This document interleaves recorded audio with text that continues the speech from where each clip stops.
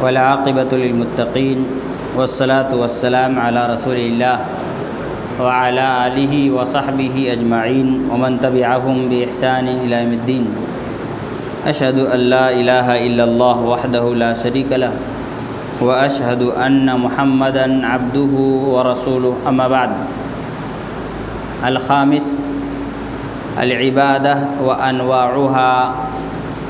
العبادۃ فی اللغۃ معناها التذلل والخضوع، وشرعا هي اسم جامع لكل ما يحبه الله ويرضاه من الأقوال والأعمال الظاهرة والباطنة، وهي مبنية على أصلين: إخلاص العبادة لله وحده، وتجريد المتابعة لرسول الله صلى الله عليه وسلم. فإذا لم يتحقق ذلك فإن العبادة لا تصح، كما بينا ذلك مفصلا في الكلام على شروط قبول العمل۔ پانچواں چیپٹر جو ہے وہ ہے عبادت کی قسمیں، عبادت اور اس کی قسمیں۔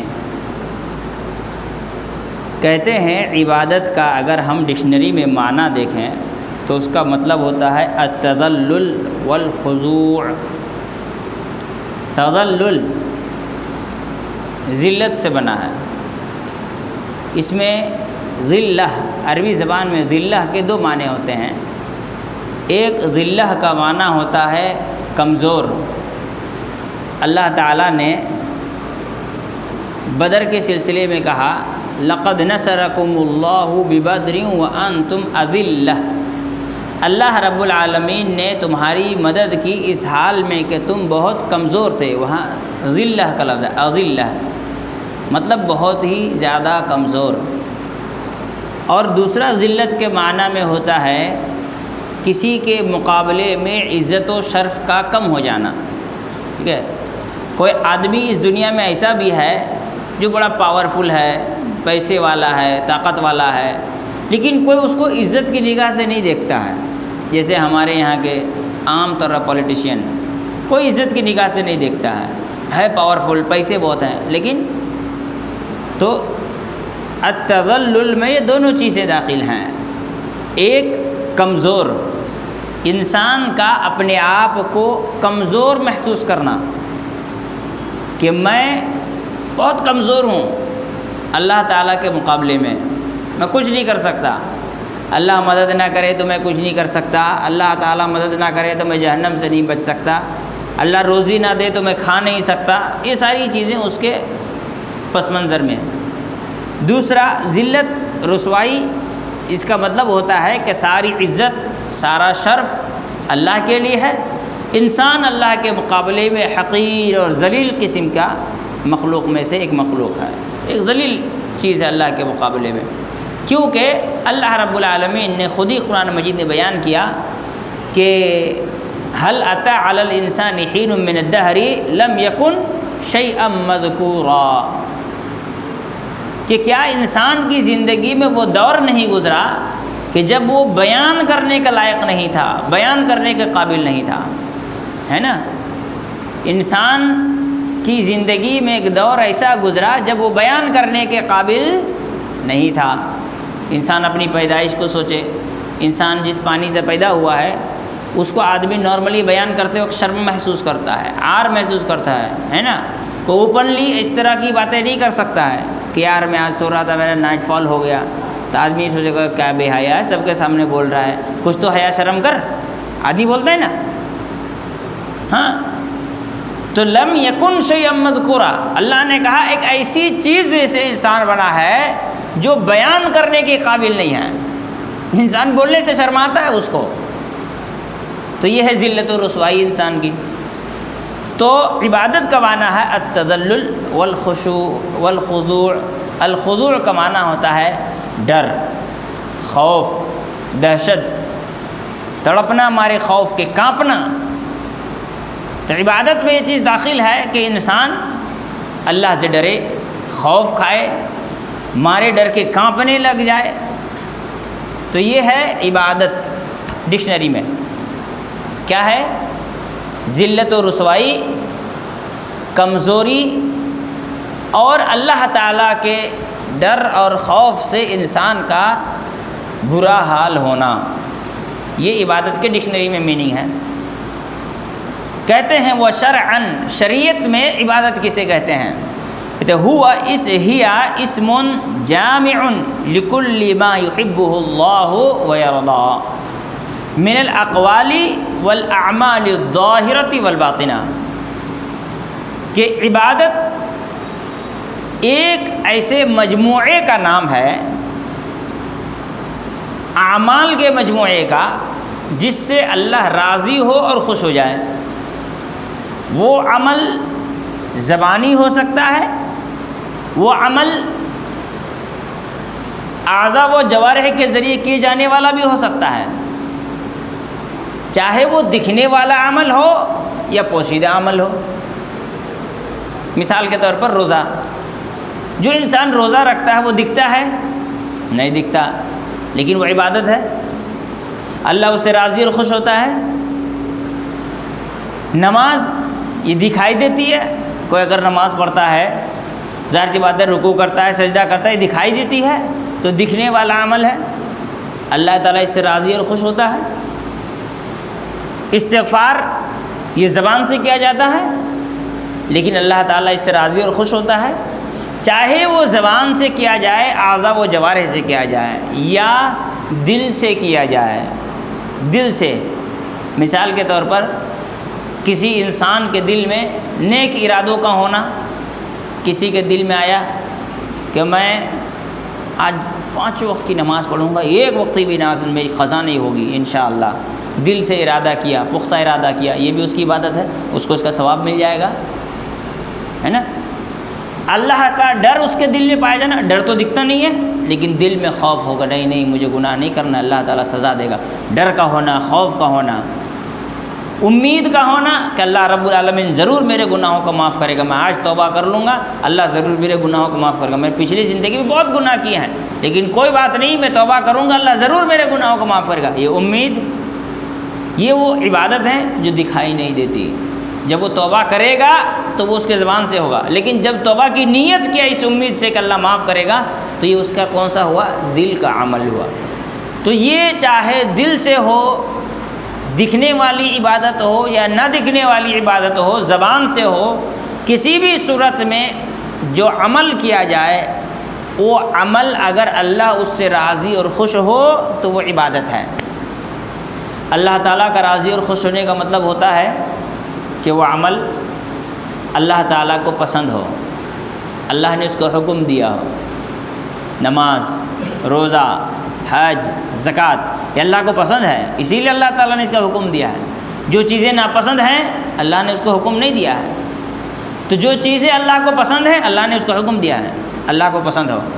لیکن کیا ہم اپنی مرضی سے روزہ رکھ لیں گے، نماز پڑھ لیں گے، حج کر لیں گے، زکوٰۃ دے لیں گے، اللہ تعالیٰ اس سے راضی ہو جائے گا؟ پسند تو ہے لیکن راضی ہو جائے گا؟ نہیں، راضی تب ہوگا جب رسول اللہ صلی اللہ علیہ وسلم کے طریقے کے مطابق عمل کیا جائے گا، صحابہ اکرام رضوان اللہ علیہم اجمعین کے بتائے طریقے کے مطابق عمل کیا جائے گا۔ تو عبادت انسان کی تبھی عبادت ہوگی جب اس سے اللہ راضی ہو، اللہ اس کو پسند کرتا ہو، اور یہ ساری کی ساری چیزیں اللہ کو راضی اور خوش کرنے کی نیت سے کیا جائے۔ تو ایسی صورت میں کیا ہوگا؟ اسے کہا جائے گا عبادت۔ اس کے علاوہ جو بھی چیزیں ہوں گی، اگر اللہ تعالیٰ کو راضی اور خوش کرنے کی نیت سے نہ ہو تو بھی عبادت نہیں ہے، اللہ تعالیٰ اس سے راضی ہی نہ ہوتا ہو تو بھی عبادت نہیں ہے۔ جیسے مثال کے طور پر کسی غیر مسلم کا نماز پڑھنا، اللہ کو پسند تو ہے، نماز پسند ہے، لیکن کیا اس نماز سے اللہ راضی ہوگا؟ بالکل بھی نہیں ہوگا، تو وہ عبادت ہوئی؟ وہ عبادت نہیں ہوئی۔ ویسے ہی اللہ رب العالمین کا کسی عمل سے راضی تو ہونا، لیکن طریقہ صحیح نہ ہونے کی وجہ سے پسند نہ ہونا۔ جیسے کوئی مسلمان نماز پڑھ رہا ہے، 5 وقت ظہر پڑھ لیا، 5 رکعت پڑھ لیا ظہر کی، 6 رکعت پڑھ لیا عصر کی، تو اللہ تعالیٰ کو یہ عمل پسند تو ہے، اللہ تعالیٰ زیادہ عبادت کو پسند کرتا ہے، لیکن چونکہ طریقہ غلط ہو گیا اس لیے اللہ تعالیٰ اس سے راضی اور خوش نہیں ہوگا، تو یہ ساری چیزیں عبادت نہیں کہلائیں گی۔ کہتے وہی مبنیۃ علی الاصلین، اور ساری عبادتیں 2 پلر پر کھڑی ہیں۔ ایک اخلاص العبادت للہ وحدہ، عبادت کو اللہ کے لیے خالص کر دینا، یعنی عبادت کا مقصد کیا ہونا چاہیے؟ ہم کو اللہ کو راضی کرنا ہے، اپنے آپ کو تسکین دینا ہے، سکون دینا ہے؟ نہیں، اپنے سکون کے لیے جو عبادت پڑھی جاتی ہے کہاں تک وہ عبادت رہ جاتی ہے؟ وہ عبادت نہیں رہ جاتی ہے۔ اس لیے کہ جب آدمی اپنے سکون کے لیے، اپنے دل کے اطمینان کے لیے کرتا ہے تو آدمی بدعت بھی کرتا ہے۔ نماز پڑھ کے مزہ نہیں آیا آج، کہا ہے بھائی اتنی لمبی نماز پڑھا مزہ نہیں آیا، تھوڑی جلدی کرتا تو اچھا ہوتا ہے نا۔ کوئی آدمی کہتا ہے کہ جی نماز تو مولانا پڑھے ہیں لیکن اچھا نہیں لگا۔ کیوں بھائی اچھا نہیں لگا؟ آواز اچھی نہیں تھی، مزہ نہیں آ رہا۔ اپنے دل کے سکون کے لیے عبادت نہیں پڑھی جائے گی، عبادت نہیں کی جائے گی۔ کس کے لیے عبادت کی جائے گی؟ اللہ کو راضی اور خوش کرنے کے لیے۔ انسان بدعت کیوں کرتا ہے؟ اپنے دل کے سکون کے لیے۔ کس کے لیے؟ ہاں میں اللہ ہی سے تو مانگ رہے ہیں، اس میں برائی کیا ہے؟ ہر نماز کے بعد اجتماعی دعا، بھئی اللہ ہی سے تو مانگ رہے ہیں، اللہ سے نہیں مانگیں گے تو کس سے مانگیں گے؟ اللہ سے مانگ رہے ہیں، اللہ کو دعا پسند ہے تو یہ اپنے دل کے سکون کے لیے کر رہا ہے، اللہ کو راضی کرنے کے لیے نہیں کر رہا ہے نا۔ ہمارے یہاں بہت ساری مسجدوں میں عیدگاہ میں نماز ہوتی ہے، پھر بھی لوگ مسجد میں نماز پڑھتے ہیں، عید کی نماز۔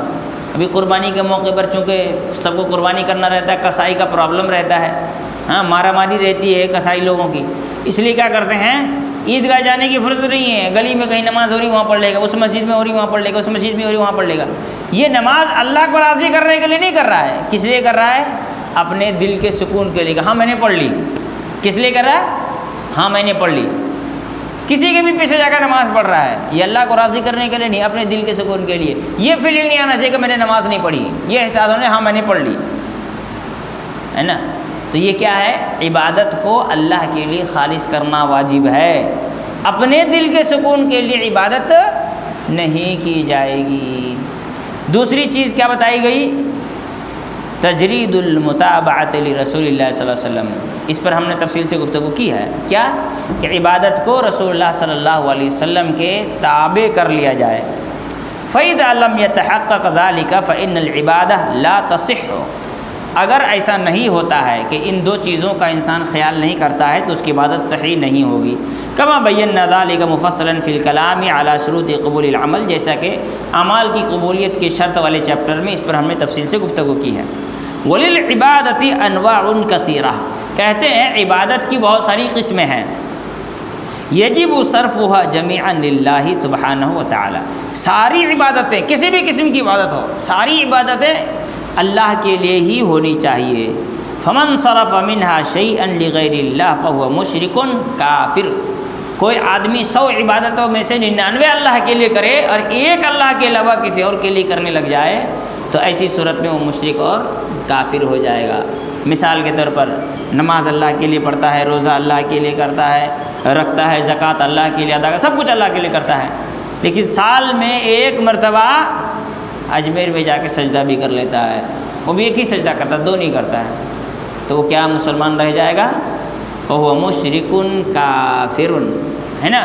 سب اللہ کے لیے کرتا ہے، وہ سب اللہ کے لیے کرتا ہے، بس ایک مرتبہ شیخ سدو کا کھانا بنا لیتا ہے۔ شیخ سدو بہت فیمس ہے نا کلکتہ میں، شیخ سدو کا کھانا بنا لیتا ہے، تو کیا وہ مسلمان رہ جاتا ہے؟ نہیں رہ جاتا۔ تو کہا گیا کہ ساری عبادتوں کو اللہ کے لیے کیا جائے، کچھ عبادت اللہ کے لیے اور کچھ غیر اللہ کے لیے اگر کیا جاتا ہے تو ایسی صورت میں وہ آدمی مسلمان نہیں رہ جاتا، بھلے سے ایک ہی عبادت غیر اللہ کے لیے کیوں نہ کرے۔ پوری زندگی اللہ کے لیے عبادت کی، بہت زیادہ تکلیف میں آیا تو کہا کہ کسی نے کہا کہ بھائی بہت نماز روزہ کر لیو، تمہارا بیٹا ٹھیک نہیں ہو رہا ہے، ایک مرتبہ کہہ لو یا غوث المدد، اور آدمی نے ایک مرتبہ کہہ لیا، زندگی بھر کی ساری عبادت ملیہ میٹ ہو گئی، ساری مٹی پلید ہو گئی۔ وَلِكَثْرَةِ هَذِهِ الْأَنْوَاعِ، اور اس کی بہت ساری قسمیں ہیں عبادتوں کی۔ فَإِنَّنَا سَوْفَ نَذْكُرُ بَعْضًا مِنْهَا عَلَى سَبِيلِ الْمِثَالِ، تو ہم سامنے کچھ عبادتوں کی مثال پیش کریں گے۔ لَيْسَ عَلَى سَبِيلِ الْحَصْرِ، اس لیے نہیں کہ یہی عبادت، اس کے علاوہ بھی عبادت ہے، لیکن کچھ چیزوں کا ہم ذکر کریں گے۔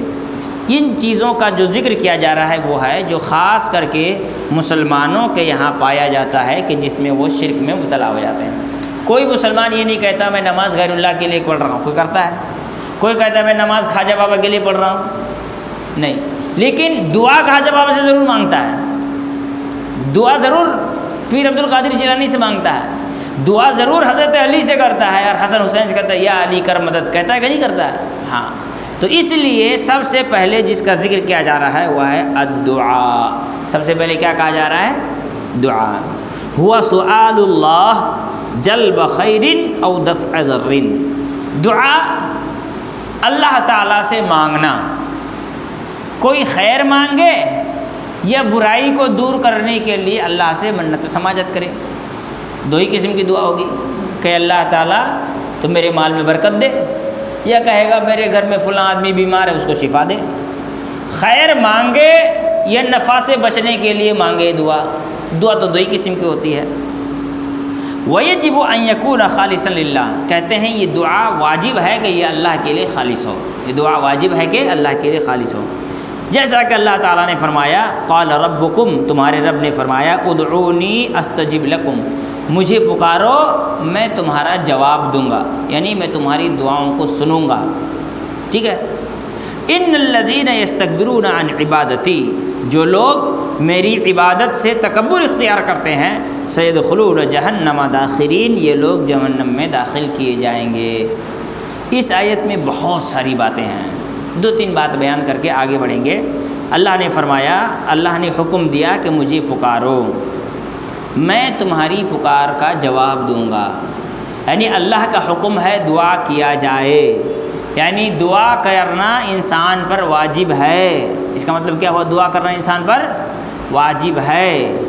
اگر وہ انسان بہت زیادہ نعمتوں سے مالا مال ہے تو اس کے بچے رہنے کے لیے، اس میں کیا کہتے ہیں برکت کے لیے اللہ سے دعا مانگے، ہے نا۔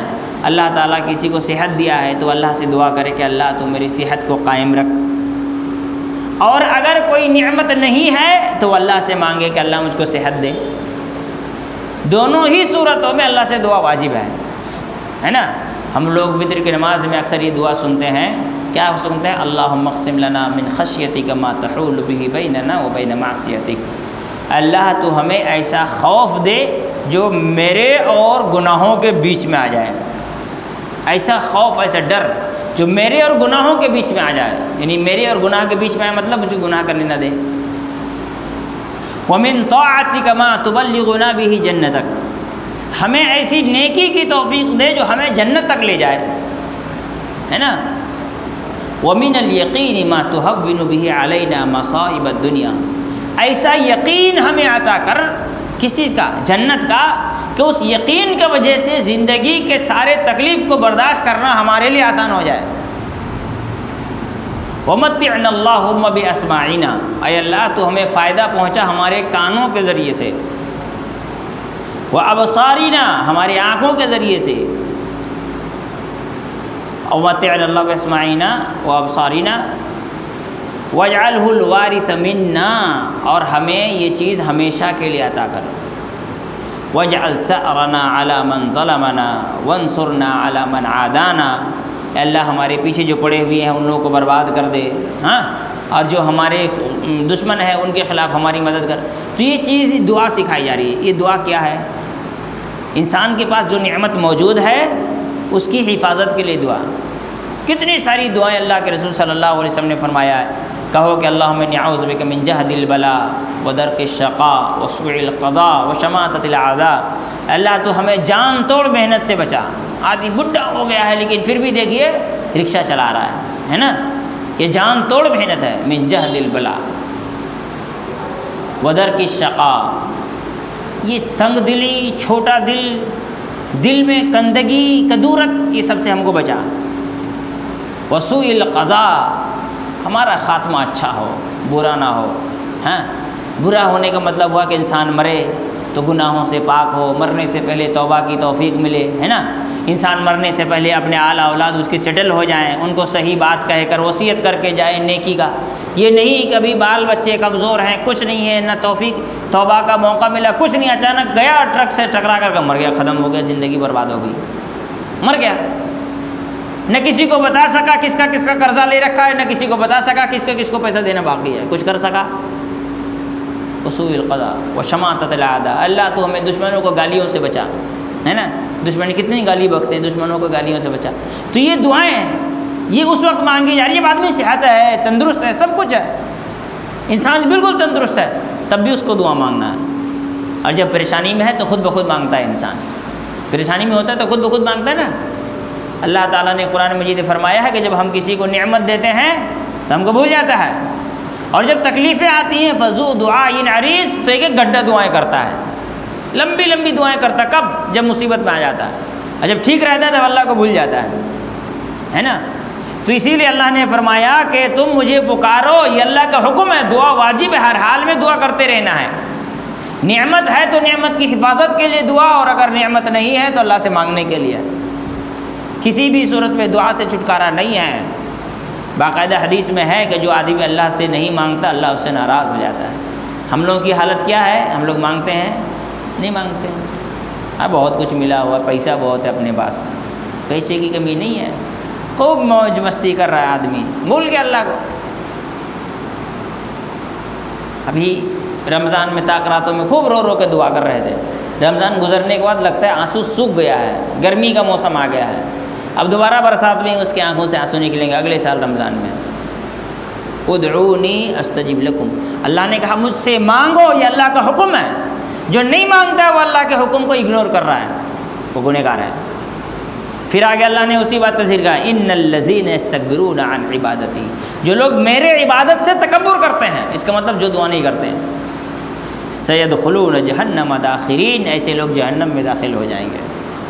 اسی طرح اللہ نے فرمایا ادعوا ربکم تضرعا وخفیا، اللہ تعالیٰ سے مانگو ڈرتے ہوئے، چھپ چھپ کے، ڈرتے ہوئے چھپ چھپا کر کے اللہ سے مانگو. اس کا مطلب کیا ہوا؟ اللہ سے جب مانگو تو تمہارے دل میں ڈر ہونا چاہیے، خوف ہونا چاہیے اللہ تعالیٰ کا. کیا مطلب ہوا؟ مطلب یہ ہوا کہ تم اللہ سے کہو اللہ میں دوبارہ گناہ نہیں کروں گا، مجھے معاف کر دے، اور دل میں ہے کبھی پھر تو کچھ دیر بعد کرنی ہی گناہ ہے، پھر بعد میں توبہ کر لیں گے. تو یہ دعا نہیں ہے، یہ پھر مذاق ہو گیا. تو دعا ہونی چاہیے ڈر کے ساتھ، خوف کے ساتھ، مذاق نہیں، دل لگی نہیں ہے دعاؤں میں، کمپٹیشن نہیں ہے دعا میں. وہ دعا کرنے بیٹھا، ہم بھی بیٹھے، دیکھیں پہلے کون لمبی دعا کر سکتا ہے نا.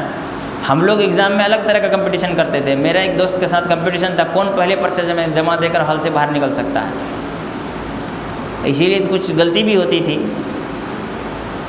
پیپر لکھنے بیٹھے، لکھ دیے، لکھنے کے بعد پلٹ دیتے تھے. پتہ بھی چل جائے کہ ہم نے فلاں جگہ جواب غلط لکھا بھی کاٹ کے صحیح نہیں کیا، ٹائم ویسٹ ہوگا، پہلے نکلنا ہے ہم کو، ہے نا. تو آج کل لوگوں کو یہاں رہتے ہیں بہت دعا کر رہا ہے، لگتا ہے ہم کو بھی کچھ کرنا ہوگا، ہے نا. ایک لڑکا دبئی جانے مانگ رہا تھا کام کرنے کے لیے، وہ روز دعا مانگتا تھا بیٹھ کر کے. جب وہ دعا مانگتا تھا تو بولا یہ ویزا لگوا کے ہی اٹھے گا آج. ہاں نہیں، اللہ کا ڈر ہونا چاہیے، اللہ کا خوف ہونا چاہیے، ٹھیک ہے. وادعوہ خوفا وطمعا، اللہ تعالیٰ سے دعا کرو ڈرتے ہوئے، امید کے ساتھ، امید کے ساتھ. لالچ ہونی چاہیے انسان. اللہ مجھے کوئی لالچ نہیں ہے، تو جنت دے دے تو تیرا بڑا کرم ہے. بیوقوف کہیں گا لالچ نہیں اللہ تجھے کہے دے گا، ہے نا. یہ صوفیوں کا دعا ہے. یہ طارق جمیل ایک زمانے میں یہ دعا مانگتا تھا، ہے نا، کہ اللہ مجھے جنت کی کوئی لالچ نہیں ہے، بس تو دے دے تو تیرا بڑا کرم ہے. تو اللہ کہے گا نہیں دیں گے، تجھے ضرورت نہیں، تجھے لالچ نہیں، کہے دیتے رہو جنت. اللہ کے رسول صلی اللہ علیہ وسلم نے فرمایا الدعاء هو العبادہ، دعا ہی اصل میں عبادت ہے. نماز کی شروع سے لے کر آخر تک دعا ہی دعا ہے. روزہ رکھتا ہے آدمی، افطار کرتا ہے تو کہتا ہے وہ ثبت الاجر انشاءاللہ ضرور ثواب ملنے والی ہے. حج کرنے جاتا ہے لبیک اللہم لبیک سے شروع کرتا ہے، صفا کے پاس کھڑے ہو کر دعا کرتا ہے، مروہ کے پاس کھڑے ہو کر دعا کر، جب تک رہتا ہے دعا کرتے رہتا ہے، دعا کرتے رہتا ہے، دعا کرتے رہتا ہے. تو عبادت میں کی اصل کیا ہے؟ دعا ہی ہے. ومن اخص انواع العبادہ واہمها وقد حذر اللہ تبارک وتعالی من دعاء غیر اللہ کما قال تعالی. یہ چونکہ خاص عبادت ہے اس لیے خاص طور پر اللہ رب العالمین نے لوگوں کو غیر اللہ سے دعا کرنے سے منع کیا. ومن اضل ممن يدعو من دون الله من لا يستجيب له الى يوم القيامه وهم عن دعائهم غافلون. اس آدمی سے بڑا گمراہ کون ہو سکتا ہے جو اللہ کے علاوہ دوسروں سے دعا کرتا ہے، ایسے سے جو قیامت تک اس کے دعا کا جواب نہیں دے سکتا ہے. وهم عن دعائهم غافلون، اور ان کے دعاؤں سے غافل ہے. وَإِذَا حُشِرَ النَّاسُ كَانُوا لَهُمْ أَعْدَاءَ وَكَانُوا بِعِبَادَتِهِمْ کافرین۔ اور جب لوگوں کو اکٹھا کیا جائے گا تو یہ جن کو آج پکار رہے وہ ان کے دشمن ہو جائیں گے کہ بٹ ہم تم کو تھوڑی بولے تھے ہم کو پکارو، کاہے ہم کو پکارنے آئے تھے تم، بھاگو یہاں سے، میرے پیچھے نہیں لگو گے، ان سے دشمن ہو جائیں گے اور وہ ان کی عبادتوں کا انکار کر دیں گے، کہتے ہیں یہ جھوٹ بول رہے ہیں، اللہ ان لوگوں نے مجھے پکارا کچھ نہیں ہے، یہ لوگ جھوٹ بول رہے ہیں، مجھ کو پھنسا رہے ہیں، ہے نا، یہ انسان کی حالت ہوگی۔ تو یہاں اللہ رب العالمین نے کہا کہ اس انسان سے بڑا گمراہ کوئی نہیں ہو سکتا جو غیر اللہ سے دعا کرے، پکارے۔ ہمارے یہاں آدمی پتہ نہیں کس کس کا دعا، کس کس سے دعا مانگتا رہتا ہے، اجمیر میں مانگ رہا ہے، حاجی علی مانگ رہا ہے، پھرپھرا شریف میں مانگ رہا ہے۔ ایک آدمی کہا مجھے حج کرنے کی ضرورت نہیں ہے، مجھے ٹکٹ بنا کے دے، میں بغداد جاؤں گا، امام حسین کی قبر پہ مجھ کو جانا ہے۔ کہاں جانا ہے؟ بغداد کو، عراق، حضرت علی اور حضرت حسن حسین کے مزار پہ اس کو جانا ہے، اس کو حج کرنے کی ضرورت نہیں ہے۔ ایک آدمی کو اس کے بیٹا حج کرنے کے لیے بھیجا تو وہاں جا کر بیٹے کو ڈانٹ رہا ہے، کہاں مجھے پھالتو بھیج دی ہو یہاں پر، مجھے ضرورت ہے، یہ سب کیا ہے؟ سر مجھے عراق جانا ہے۔ لوگ تڑپتے ہیں جانے کے لیے، وہ یہ حال ہے ان کا۔ تو ایسے بھی لوگ اس دنیا میں ہیں۔ اللہ نے کہا ان سے بڑا گمراہ کوئی نہیں ہو سکتا ہے۔ بھئی اس سے بھی زیادہ گمراہی کی کیا بات ہو سکتی ہے کہ پتھر سے مانگ رہا ہے جس کو خود اپنے ہاتھوں سے بنایا ہے، مورتی بنایا، پانی میں ڈبانے لگا، نہیں ڈوبا، اس کو اوپر چڑھ کے کھڑا ہو گیا، پھر سے کچل کے اس کو پانی میں ڈبا رہا ہے، اور پھر دعا کیا کر رہا ہے؟ مانگ اسی سے رہا ہے نا۔ بھائی جو اپنی بیوی کو نہیں بچا سکا، راون اٹھا لے گیا جس کی بیوی کو، اس سے یہ دعا کر رہے ہیں کہ اس کے گھر کی حفاظت کرے۔ وہ بیچارہ بول رہا ہوگا، سنتا تو ہے ہی نہیں، لیکن اس سے اگر باہر سن رہا کہ یار میں اپنی بیوی کو نہیں بچا سکا، تیری بیوی کو کیا بچاؤں گا میں؟ میرے زمانے میں تو کار بھی نہیں تھی، اٹھا کے بھگا کے لے گیا تھا، آج تو لے کے بھاگ جائے گا راکٹ میں تو ویسے نہیں چل پاؤں گا، ہے نا۔ والذین تدعون من دونه لا یملکون من قطمیر، اللہ نے یہاں پر کہا کہ تم جن کو اللہ کے علاوہ پکارے وہ قطمیر کے بھی مالک نہیں ہیں۔ قطمیر کیا ہے؟ سب جانتے ہیں، کھجور کے اوپر، کھجور کی گٹھلی کے اوپر جو باریک سی جھلی ہوتی ہے جس کا آدمی پھینک دیتا ہے، تھک کے پھینک دیتا ہے، کوئی ویلو ہے اس کی بھی مالک نہیں ہے۔ وہ کہاں سے دے گا بھائی؟ عربی میں کہتے ہیں فاقد الشیء لا یعطی۔ آپ مجھ سے کہیں کہ آپ ایک سونے کا سکہ دیجئے، میں بولوں گا میرے جیب میں ہوگا تب نہ دوں گا، میرے پاس ہے ہی نہیں، میں تم کو کہاں سے دوں گا؟ تو جس سے مانگ رہے ہیں وہ قطمیر کا بھی مالک نہیں ہے تو وہ کہاں سے دے گا بھائی؟ جس کے پاس خود ہی نہیں وہ کیا دے گا؟ بھکاری سے کہیں بھیک مانگا جاتا ہے نہیں، تو اللہ تعالیٰ نے فرمایا کہ وہ جن سے تم مانگ رہے ہو کسی قطمیر کا بھی مالک نہیں ہے۔ ان تدعوہم لا یسمعوا دعاءکم، تم اگر ان کو پکارتے ہو لا یسمعوا دعاءکم، وہ تو تمہاری دعا کو سن بھی نہیں رہے ہیں۔ ولو سمعوا ما استجابوا لکم، اگر سن بھی لیں تو جواب نہیں دے سکتے۔ وَيَوْمَ الْقِيَامَةِ يَكْفُرُونَ بِشِرْكِكُمْ، اور قیامت کے دن یہ تمہارے شرک کے انکار کرنے والے ہو جائیں گے۔ لَا يُنَبِّئُكَ مِثْلُ خَبِيرٍ۔ هذه الآيات وما جاء في معناها تدل على خطورة دعاء غیر اللہ، کہتے ہیں کہ یہ آیتیں یہ بتلاتی ہیں کہ غیر اللہ سے دعا کرنا کتنا بھیانک کام ہے۔ ولا ادری کیف غفل بعض المسلمین، اور پھر صاحب کتاب شیخ صالح بن سعد السحیمی حفظ اللہ کہتے ہیں مجھے نہیں معلوم بہت سارے مسلمان اس معاملے میں غفلت کے شکار کیسے پڑ گئے ان آیتوں کے موجودگی میں۔ عن مثل هذه الآیات لأننا نجد كثيرا منهم يدعون غیر اللہ خصوصا عند المشاہد ويسمونهم بأولیاء ظنا منهم انهم يسمعون دعاءهم، کہتے ہیں کہ بہت سارے لوگوں کو ہم نے دیکھا ہے جو غیر اللہ سے پکارتے ہیں، خصوصاً جب ان کے یہاں حاضری دیتے ہیں، اور انہیں اللہ کے ولی کہتے ہیں اس امید کے ساتھ کہ وہ ان کے دعاؤں کو سن رہے ہیں، وہ ان کے دعاؤں کو سن رہے ہیں۔ کہتے ہیں کہ ایک پیر صاحب تھے، اس کا ایک مرید تھا، اس کا پیر دبا رہا تھا، مرید پیر صاحب کا پیر دبا رہا تھا، تو جب پیر دبایا تو پیر صاحب کو نیند آ گئی، تو مرید سنا رہا تھا پیر صاحب میرے گھر میں ایسا حال ہے، میرے گھر میں ایسا ہے، میرے گھر میں ایسا ہے، پیر دبا رہا تھا، پیر سو گیا۔ اچانک پھر کیا کھل گیا، پھر سے بولو مجھے نیند آ گئی تھی، تو مرید بولا لا حول ولا قوت الا باللہ، بولے کیا ہوا؟ بولے جب زندہ رہتے ہوئے آپ سو کر کے میری بات نہیں سن سکتے ہیں تو جب قبر میں گھس جائیے گا تو میری بات کیسے سنیے گا؟ میں آپ کو پھر نہیں مانتا، جا رہا ہوں، اٹھ کر کے چلا گیا، اٹھ کر کے وہاں سے، ہے نا۔ لو سمعوا ما استجابوا لکم، اگر سن بھی لیں تو جواب نہیں دے سکتے، تمہاری دعا قبول بھی نہیں کر سکتے، تمہاری کوئی ضرورت پوری نہیں کر سکتے ہیں۔ کہتے ہیں کہ یہ اللہ کے اولیاء ہیں، یہ ہماری دعاؤں کو سنیں گے، اس لیے ہم ان سے مانگ رہے ہیں۔ بھئی اللہ کے اولیاء کیسے بنے؟ عبادت کر کے اللہ کا ولی بن کے تم بھی بن جاؤ، ہے نا۔ ایک آدمی سے ایسے بات ہو رہی تھی، ایک آدمی گھر گیا تھا، بات ہو رہی تھی کہ بھئی اللہ کے ولی ہیں، ان سے دعا کرنا چاہیے۔ بولے اللہ کے ولی ہیں تو کیا ہو گیا؟ ہیں اپنی جگہ ہیں، آپ اللہ سے دعا کیجیے۔ بولے اللہ کے ولی ہم ان سے مانگیں گے نہیں تو فائدہ کیا ہوا ان کا اللہ کا ولی بن کر؟ لو، یعنی وہ اللہ کے ولی بنے فائدہ اٹھانے کے لیے، کوئی منسٹر ہیں، کوئی منسٹری ملی ہے تو میں اگر رشوت مجھ کو نہیں دو گے 50% تو فائدہ کیا ہوا میرا منسٹر بن کر کے، ہے نا۔ اگر مجھ کو کونسلر کے برابر رشوت دو گے تو میرا منسٹر بن کے فائدہ کیا؟ وہی چیز ہے کہ اللہ کے ولی ہیں، ان سے اگر دعا نہیں کریں گے تو ان کا ولی بن کے فائدہ کیا ہوا؟ بھائی اللہ کے ولی ہیں دعا کرنے کے لیے نہیں، اپنا جنت جانے کے لیے، تمہاری دعا سننے کے لیے کوئی اللہ کا ولی تھوڑی بنا ہے۔ پھر آگے کہتے ہیں ھذا وزین لهم ویزین لهم الشیطان ذلک حتی یصم آذانهم عن سماع الحق۔ یہ وہ گناہ ہیں جن کو شیطان نے اتنا خوبصورت بیان کر کے ان کے سامنے رکھا ہے کہ آج کی تاریخ میں یہ گناہ کرنے والوں کے کان بہرے ہو گئے ہیں، وہ حق بات سننے کو تیار نہیں ہے۔ اے وہابی کی بات نہیں سنو گے، یہ تمہارے اولیاء کو گالی دیتے ہیں، ان کے پاس جاؤ گے تو بولیں گے ولی اللہ کے ولی کو نہیں ماننا چاہیے۔ آج بولتے اللہ کے ولی کو مت مانو، کل بولیں گے اللہ کے رسول کو مت مانو، پرسوں بولیں گے اللہ کو مت مانو۔ نہیں سنو گے، وہابی لوگ بہت گالی دیتے ہیں، وہابی کے پاس مت جاؤ گے، کان بہرا کر دیا ہے، اب وہ سنے گا ہی نہیں۔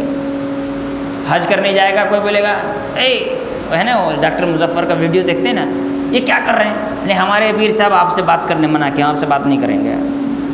ارے بھائی آپ یہ کیا پہن کے آئے ہیں؟ نہیں آپ سے بات کرنے منع کیا، ہم آپ سے بات نہیں کریں گے۔ ارے بھائی بات کیوں نہیں کی؟ بات کیجیے، دیکھیں نہیں ویڈیو کیسے کیسے کر، بات تو کیجیے، کچھ سنیے میرے سے، کچھ بات کیجیے۔ آپ یہ کیا پہن کے آئے؟ نہیں ہمارے پیر صاحب منع کیا، ہم آپ سے بات نہیں کریں گے، ہے نا۔ ہرگز بات سننے کو تیار نہیں، ہرگز بات سننے کو تیار نہیں۔ کیوں؟ ان کے کان حق سننے سے بہرے ہو گئے۔ لا ادری کیف تذهل عقولهم الى حد ان يعتقدوا ان میتا فی قبره یجلب لهم نفعا ويدفع عنهم ضرا۔ پھر کہتے ہیں مجھے نہیں معلوم کہ ان کی عقل کیسے زائل ہو گئی، بیکار ہو گئی کہ وہ یہ عقیدہ رکھنے لگے ہیں کہ جو مردہ ہے وہ قبر میں ہماری دعاؤں کو سنتا ہے، ہمیں نفع پہنچائے گا اور ہمیں نقصان سے بچائے گا۔ اللہ تعالیٰ نے فرمایا قل اتعبدون من دون اللہ ما لا یملک لکم ضرا ولا نفعا واللہ هو السمیع العلیم۔ آپ کہہ دیجئے کیا تم ان کی عبادت کرتے ہو اللہ کے علاوہ جو نہ تمہاری باتوں کو سن سکتے ہیں، نہ تو تمہیں نفع پہنچا سکتے ہیں اور نہ ہی نقصان۔ اللہ تعالیٰ سننے والا جاننے والا ہے۔ اس کے بعد جو باری ہے وہ استغاثہ کی ہے، انشاءاللہ ہم آگے گفتگو کریں گے۔ اللہ تعالیٰ سے دعا اللہ تعالیٰ ہم تمام کو سمجھ کی توفیق عطا فرمائے۔ کیا نا بھائی تو مجھے لگتا ہے پلیٹ فارم بن گیا ہے۔